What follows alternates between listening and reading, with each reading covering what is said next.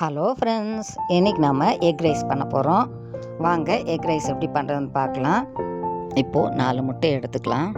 உப்பு சேர்த்து பீட் பண்ணி வச்சுக்கலாம். இப்போது ஸ்டவ் ஆன் பண்ணிக்கலாம். ஒரு கடாய் வச்சுக்கலாம். கடாயில் ஒரு குழிக்கரண்டி சன்ஃப்ளவர் ஆயில் ஊற்றிக்கலாம். எண்ணெய் சூடான பிறகு கட் பண்ண 4 ஆனியனை சேர்த்துக்கலாம். ஆனியனுக்கு தேவையான உப்பு சேர்த்துக்கலாம். ஆனியன் கண்ணாடி பதம் வர வரையும் வதக்கலாம். இப்போது கட் பண்ண 2 கேரட் சேர்த்து கேரட் சாஃப்டாக வர வரையும் வதக்கலாம்.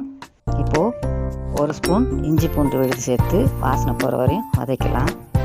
1 ஸ்பூன் மிளகாய்த்தூள், 2 டேபிள் ஸ்பூன் சிக்கன் 65 பவுடர் சேர்த்து எண்ணெயில் வதக்கலாம்.